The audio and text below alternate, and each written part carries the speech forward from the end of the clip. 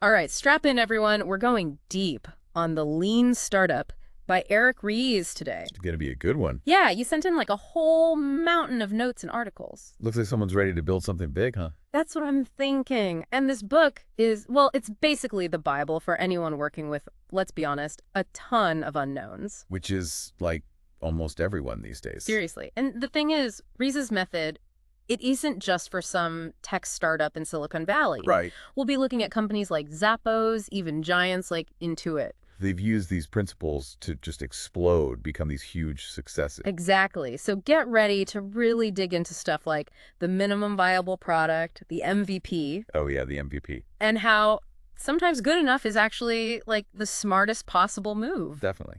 We'll also break down the build, measure, learn loop. Yeah, that's a good one. Super practical way to make sure you're on track even when everything's changing like crazy. All the time, right? But let's hear from our expert, get the official rundown on all this. All right, so Ries defines a lean startup as a human institution designed to create new products and services under conditions of extreme uncertainty. Okay, back up a sec. Extreme uncertainty. That sounds kind of intense. Well, think about it. When you're trying something totally new, who really knows what's going to work? I guess no one really. It's like total guesswork sometimes. Exactly. That's what makes this approach so powerful. Because, let's face it, most new businesses are dealing with a ton of uncertainty. Okay, that makes sense. But how does a company, especially like a huge EE company, actually use these principles? Well, Intuit is a perfect example. Okay, Intuit, like TurboTax Intuit. The one and only. They used Lean Startup to create SnapTax, their mobile tax app. Okay, I actually use that one. See, it's everywhere. Hmm. And Intuit is this massive company. Huge. But they realized they had to be fast, adapt to this whole mobile world that was changing everything. Yeah, it makes sense. You snooze, you lose. And it wasn't just some side project for them. It was core to their business. So even if you're already a giant, you can't just sit back and relax. So you got to keep moving, especially nowadays. Right. So let's break it down. Rizzi's talks about 5 key principles of the lean startup method. What are those? How do they all fit together? Okay, so the 5 principles work as a system, right? Help you navigate all the unknowns when you're building something new, like a new product or a new service. Okay, sounds good. And they are. Entrepreneurs are everywhere. Entrepreneurship is management, validated learning, build, measure, learn, and innovation accounting. Okay, whoa, lots to unpack there. But that first one, entrepreneurs are everywhere. That sounds more like, I don't know, a motivational poster. Uh-huh, maybe. But it's a huge shift in thinking. It means entrepreneurial thinking. It's not just for startups or CEOs. Okay, interesting. This mindset, it's about taking charge, making things happen, no matter what your job title is. I like that. You can apply it inside a big company, at a nonprofit, even just in your own life. So it's bigger than just starting a business? Way bigger. It's Yeah. like a way to approach any why problem, where you don't know the answer right away. Okay, I'm starting to see how this connects to everything. And that leads us to the second principle. Entrepreneurship is management. Okay, but what does that even mean? Isn't entrepreneurship all about, like, having a great idea? That's part of it. But it's more about building a company, an organization that actually works, that can last. So not just the product, but the company itself. Exactly. It has to be sustainable. And that takes good management. So the idea is just the starting point. The seed, yeah. And that brings us to the core of this whole lean startup thing, validated learning. Validated learning. Okay, break that down for me. It means testing your assumptions, getting out of the building, and talking to actual customers. So no more ivory tower. Nope, got to get out there. Yeah. It's about making sure you're building what people actually want, not just what you think they want. Makes sense, but also kind of scary, right? What if you find out your amazing idea, it's not so amazing after all? Well, that's where the fourth principle comes in, the build, measure, learn loop. Okay, hit me with it. What's the loop all about? It's a cycle. You build a small version, you measure its impact, you learn from what happens, and then you repeat. So you're always tweaking, always improving. Exactly. It helps you adjust quickly and not waste time on stuff that just isn't working. Okay, I'm liking this. So it's like fail fast, learn fast, and adjust even faster. You got it. Yeah. And IMVU is a great example of this. They're this online avatar-based platform, I've heard of it. So they started out thinking people wanted 3D avatars to use as add-ons for their instant messenger. Okay, like a little digital you. Yeah, exactly. But they built a really basic version, tested it, and quickly realized people actually wanted a whole separate network for these avatars. Interesting. So their initial idea, it wasn't totally wrong, but it wasn't the whole picture. Exactly. They pivoted based on what they learned, and that change is what led to their success. So being wrong can actually be right if you learn from it. That's the lean startup in a nutshell. Now, the last principle is innovation accounting. Oh boy, innovation accounting. That doesn't exactly get my heart racing. I know, right? But it's not just number crunching, I promise. Okay, good. It's about measuring your progress in a way that makes sense for startups. Yeah. Because traditional accounting, it's all about the past. Right, what's already happened. But innovation accounting, it looks forward. It's about tracking stuff that tells you if you're moving towards a business that can really last. So it's not just about making money today, but making sure you can keep making money tomorrow. Exactly. So you might track things like how much it costs to get a new customer, how long a customer stays with you, or even how quickly you're learning and changing. So it's using data to make decisions, not just to look back and see what went wrong. Exactly. It's about navigating through all that uncertainty with the help of some good data. Okay, I can see how that's important. So we've talked about these 5 principles, but I want to dig into one of the most, well, maybe confusing parts of lean startup, the minimum viable product. Oh, the MVP. Yeah, lots of people get tripped up on that one. Right, it's not about making a bad product. Not at all. The MVP. It's about figuring out the core value of your idea. Okay, the essence of it. Exactly. And then you build the simplest, smallest version that lets you test that core value with real people. So get it out there fast, instead of spending months making something perfect that no one might even want. Precisely. Think about Groupon. Their very first MVP, it was literally PDFs they made themselves and a blog. Ooh, seriously? Like Yeah. no fancy website or app or anything? Nope. But it was enough to test their main idea. Do people like group discounts? And apparently they do. Big time. They didn't need all the bells and whistles to figure that out. So an MVP doesn't have to be perfect, just good enough to learn from. That's the key. Another example is Aardvark, this Q&A service. Oh yeah, I remember them. They actually built multiple concierge MVPs, which is basically they did everything manually at first. Whoa, like they answered the questions themselves. Exactly. They acted as the service before building any tech. Wow. So that let them validate their whole idea before investing tons of money. And it worked. Google bought them for like 50 million bucks. Okay, so this MVP thing, it's about being scrappy, resourceful, and smart, not lazy. Exactly. Now, the quality of the MVP depends on what you're testing. Sometimes it's a rough draft. Other times it needs to be more polished. So it's all about what you're trying to learn. Exactly. It's designed for learning, not for winning awards. Got it. So the MVP might not be perfect, but if it helps you validate your ideas and get real feedback, it's valuable. Exactly. And speaking of growing a business, another key concept is the engine of growth. It's like the motor that drives a startup's expansion. Okay, I like that analogy. So what fuels these engines? Well, there are 4 main types: sticky, viral, paid, and repeat purchases. Okay, I'm all ears. Lay it on me. So sticky growth is all about holding on to your existing customers. Okay, making them stick around. Exactly. Make your product so valuable they can't live without it. Like those software companies with subscriptions. Oh yeah, those are everywhere. Their goal is to keep users engaged and paying month after month. So it's about building relationships, making customers feel valued. Exactly. Now, viral growth is all about word of mouth, getting people talking. Ah, the good old-fashioned way. Right. Think of companies like Facebook or way back, Hotmail. They encourage users to spread the word, and boom, massive growth. That's the dream, right? Your users doing the marketing for you. Absolutely. Paid growth is more straightforward. It's advertising, sales teams, that kind of thing. Okay, so you're paying to acquire customers. Exactly. Makes sense for businesses where each customer brings in a lot of revenue over time. So you can afford to spend a bit upfront. Makes sense. And lastly, repeat purchases. Okay, so things people buy over and over. You got it. Groceries, toiletries, that subscription box you love, anything you use regularly. Makes sense. But how does a startup choose which engine to focus on? Well, usually they pick one to start with. Don't want to spread themselves too thin. Exactly. It lets them really focus and validate their approach before adding more complexity. So like choosing the right fuel for your car. Perfect analogy. But what happens when that engine sputters?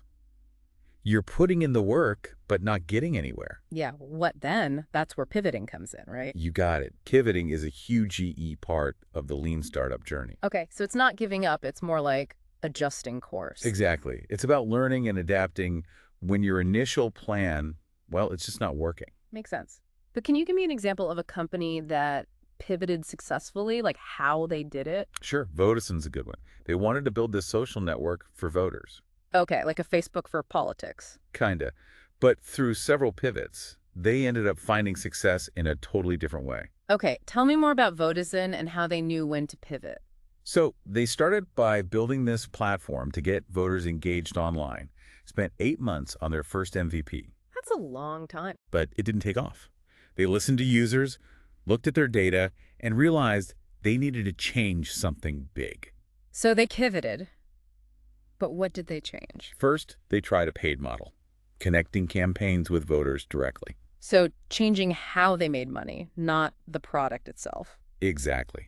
But that didn't work either. So they pivoted again, this time to a self-serve platform for political groups. So third time's the charm. That's the one. But what's fascinating is how they got faster with each pivot. Okay, how so? Their second MVP took 4 months, then the next one only 3, Wow, getting quicker. and their final successful pivot, just 1 month. That's incredible. So it wasn't just about building faster, they were learning and adapting faster. Exactly. Pivoting became their strength, allowing them to iterate quickly and refine based on real feedback. Okay, so if I'm working on something and it's not going great, pivoting isn't a failure. Definitely not. It's a sign you're learning and adapting. It's smart. Okay, I'm starting to see that. Now, pivoting aside, how do you build a company that can actually handle all this change, this constant adaptation? Because it's easy to say, be flexible, but actually making it happen, that's a whole different beast. That's where building an adaptive organization comes in. It's about creating a culture where learning is valued, experiments are the norm, and data guides your decisions. So it's more than just tools and processes, it's a mindset. Absolutely. And a key part of that is proportional investments. It's about aligning your effort with how big the problem actually is. Proportional investments. Okay, I'm intrigued. Give me an example of what that looks like. Imagine you've got a bug in your software, keeps popping up. The worst. Right. Now, you could just keep patching it up each time. The quick fix. Exactly. But a lean startup, they'd use the 5 whys to go deeper. Maybe they discover the real issue is like unclear coding guidelines. So the bug's just a symptom. Exactly. So the proportional investment is to actually fix the guidelines, not just the symptom. Okay, so it's about the long game, not just putting out fires. You got it. But how do you know what level of investment is right? What if you misjudge how serious a problem is? It's a balancing act for sure. But using tools like the 5 whys helps.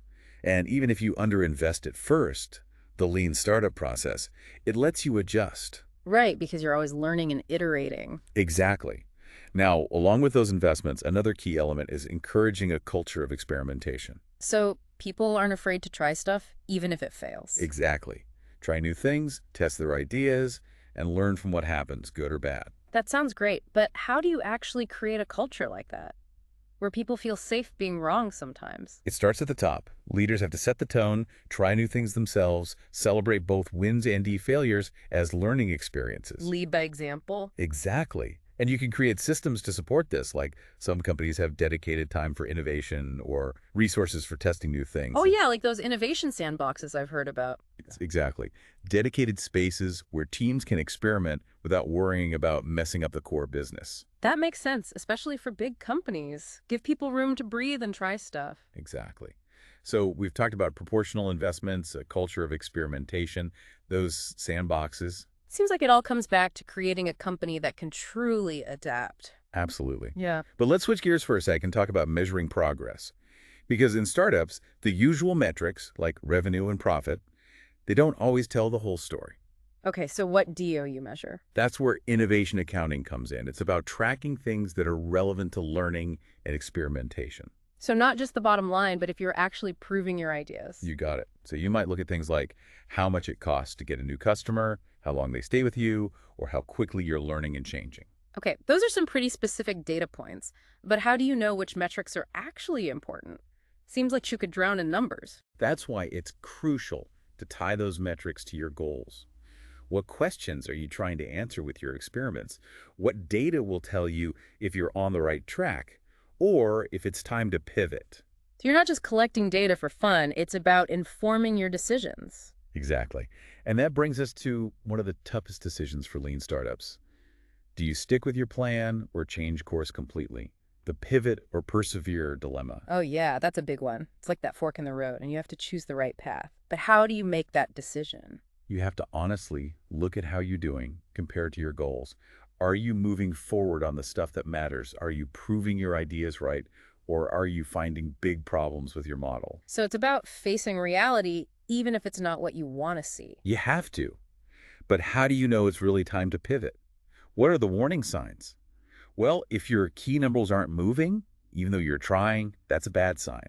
If customers aren't responding like you expected, or you keep hitting dead ends, those are red flags. So you need to pay attention to what the data is telling you. Absolutely. Yeah. But let's say you decide to pivot. How do you even know which direction to go? Yeah, there are like a million different ways to change course. True, there are lots of types of pivots, but they usually mean changing some big part of your business. Okay, like what? Give me some examples. Sure, a customer segment pivot means you're targeting the wrong people. Yeah. Maybe you need to focus on a different group or industry. Okay, so your product might be great, but you're selling it to the wrong folks. Right. Then there's a problem pivot, meaning you're solving the wrong problem. Your target customers might have a bigger, more urgent need that you're missing. Interesting. So you might need to change what you're offering entirely. Exactly. And a product pivot means your product itself isn't quite right.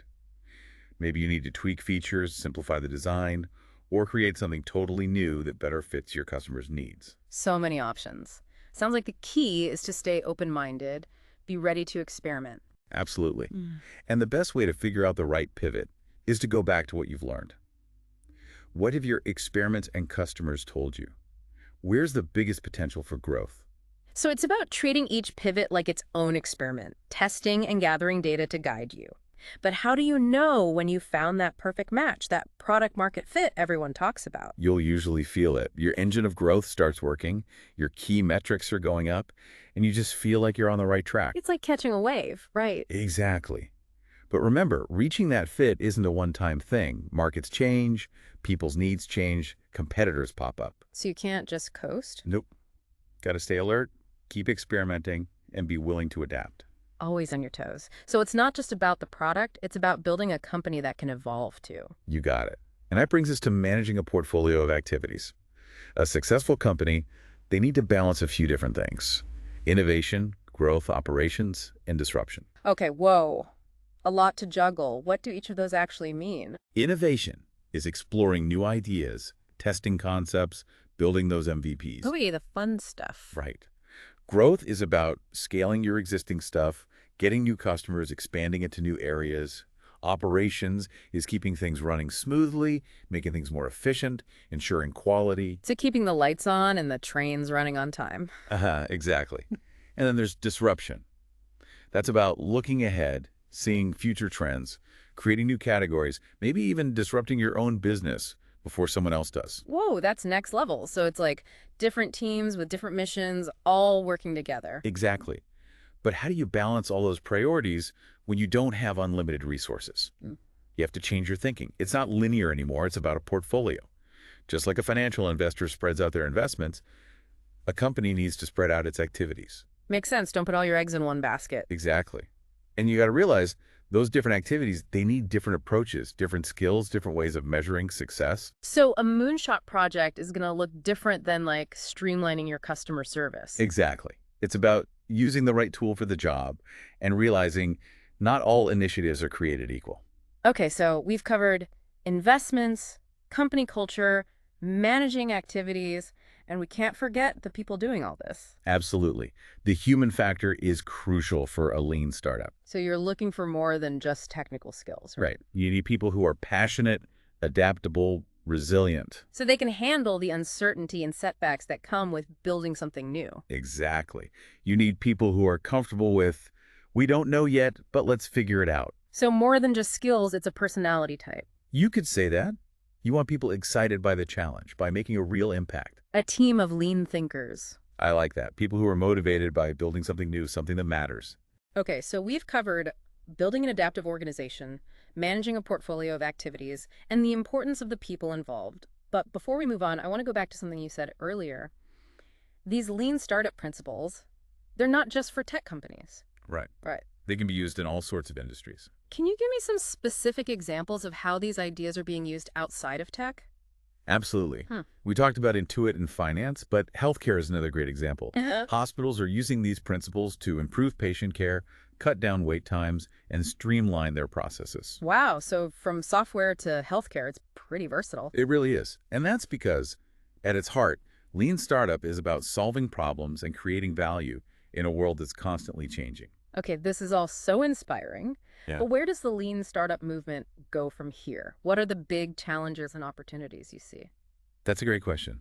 The lean startup movement, it's still pretty young, but it's already changed how we think about innovation. It feels like these ideas are starting to move beyond just startups, becoming more mainstream. Exactly. And I think one of the biggest challenges and also the biggest opportunity is bridging the gap between theory and practice. Okay, so making sure these ideas actually get implemented correctly. Exactly. We have to move past just talking about it and focus on real learning, real results. Yeah, it's easy to get caught up in the buzzwords without really understanding how to UEC them. Absolutely.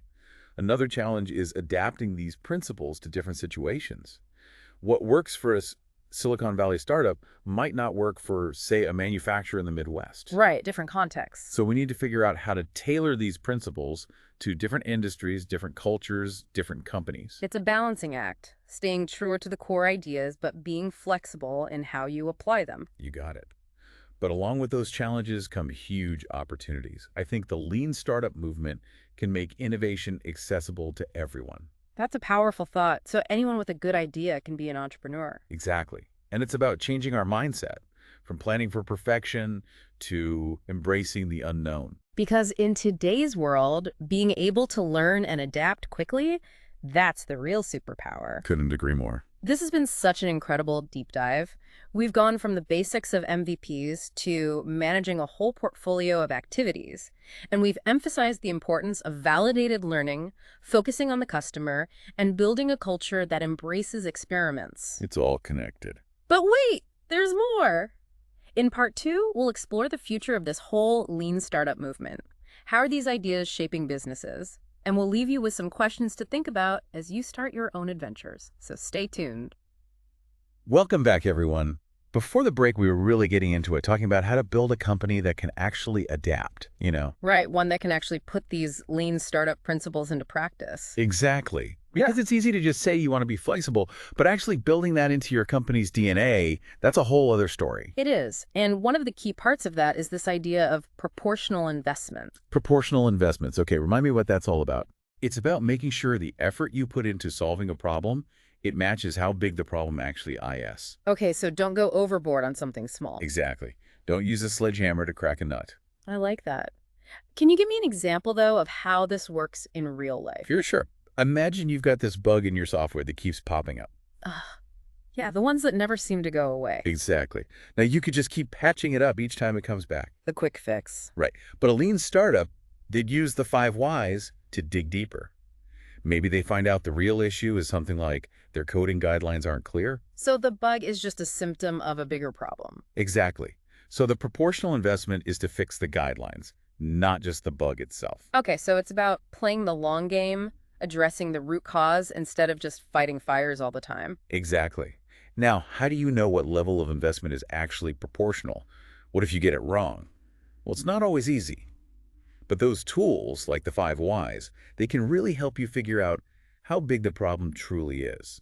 Okay, makes sense. And even if you don't get it perfect the first time, the whole point of lean startup is to adjust as you go, right? Exactly. You learn and you adapt.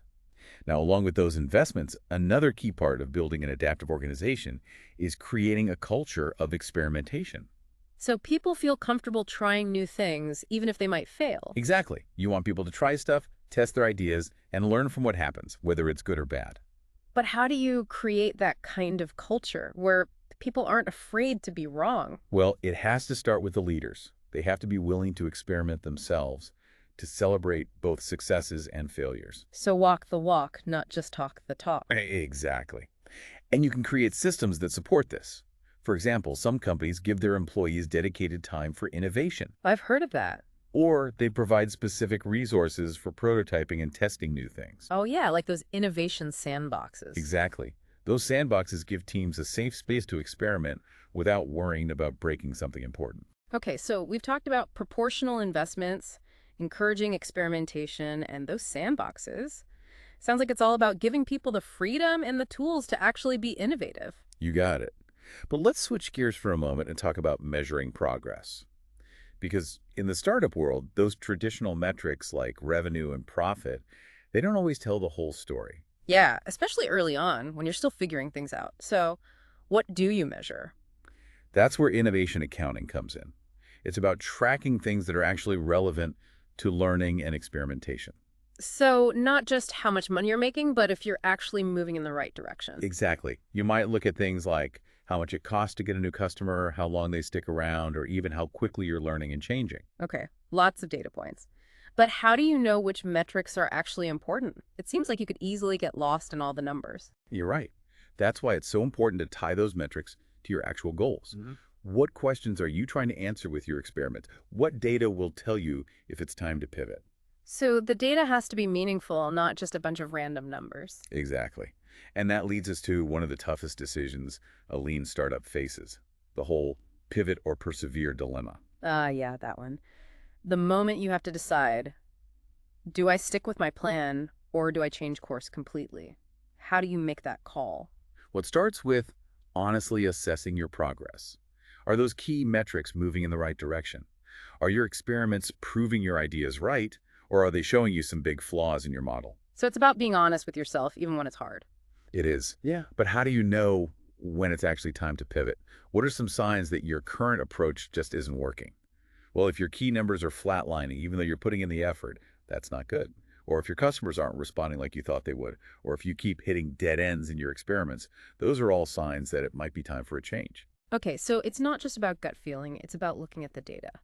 But let's say you decide to pivot. How do you know which direction to go in?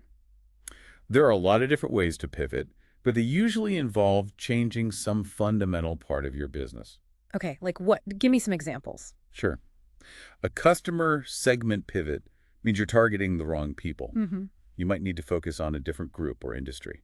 Okay, so your product might be great, but you're trying to sell it to the wrong customers. Exactly. Then there's a problem pivot, meaning you're solving the wrong problem.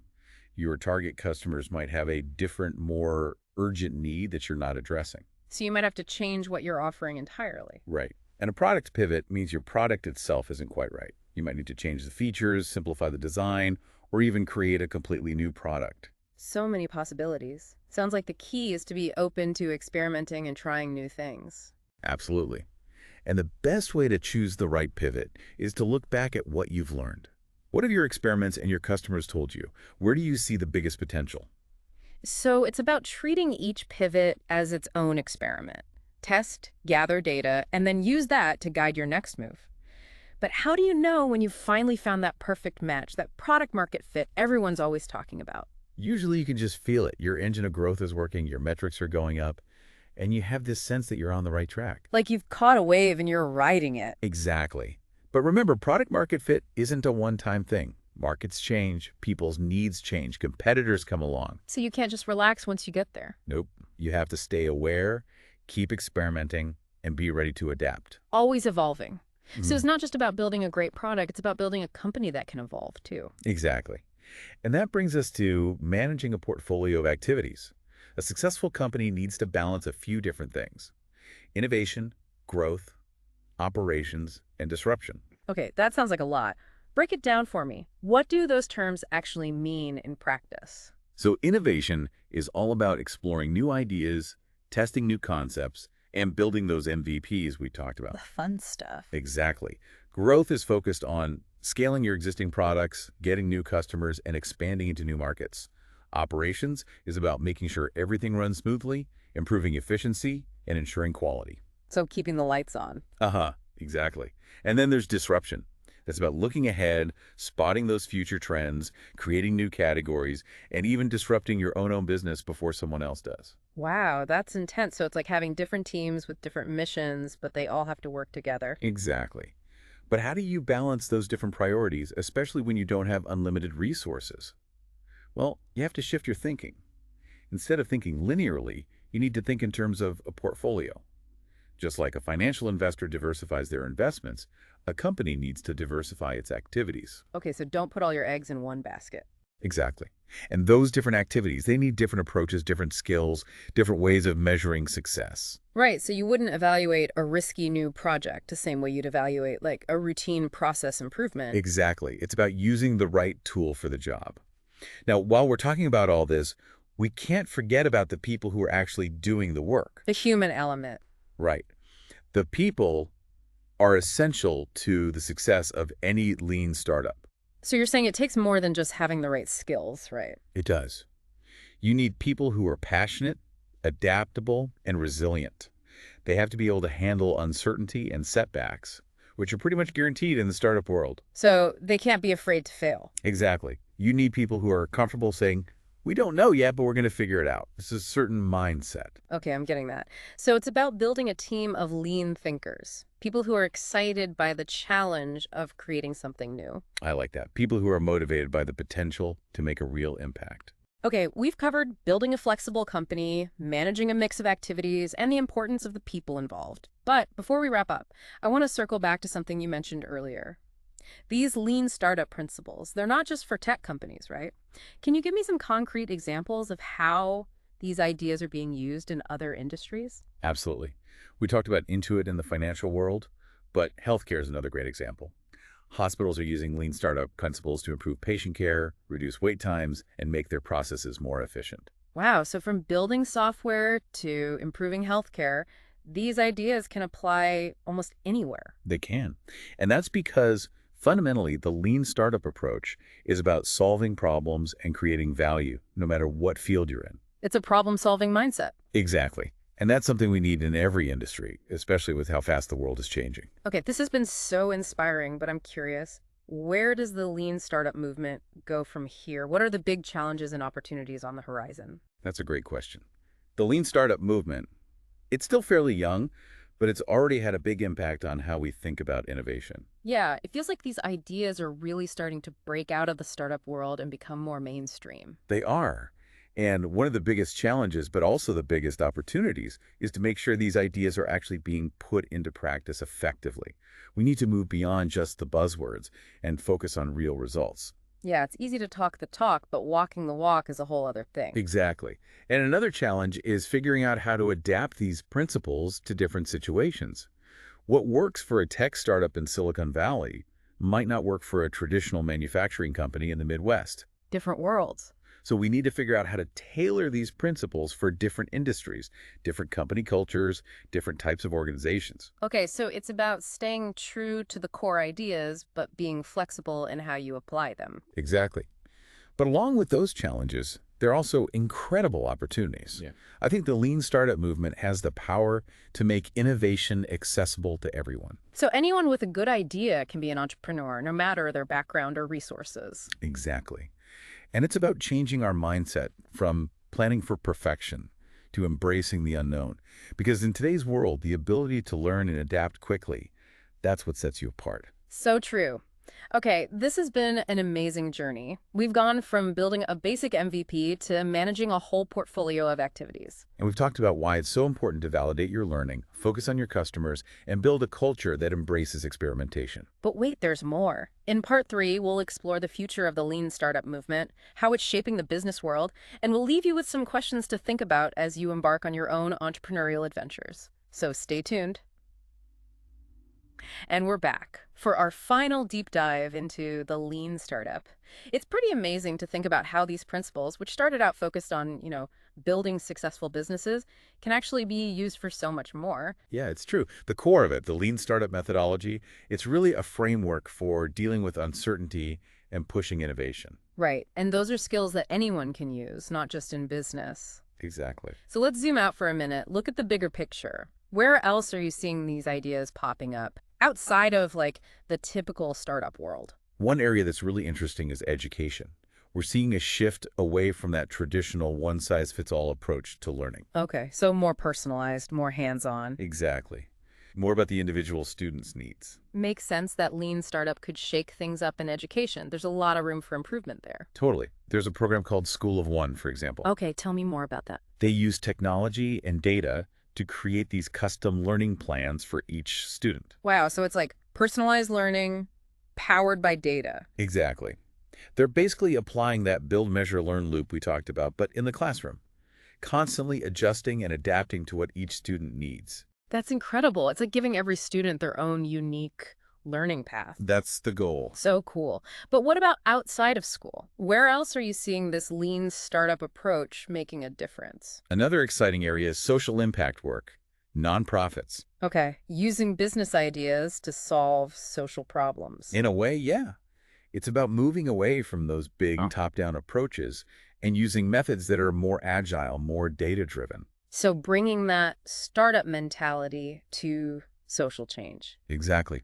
We're seeing organizations use these principles to tackle things like poverty, hunger, access to healthcare, and environmental issues. Wow, some pretty big problems. Right. They're testing their assumptions, measuring their impact, and always adjusting their approach based on what's actually happening. It's pretty amazing to see these simple ideas having such a wide-reaching impact. Yeah, it's like a ripple effect. From startups to classrooms to nonprofits and who knows where else. Exactly. It's not just about better businesses anymore. It's about a better world. I love that. So let's bring it back to our listener for a minute.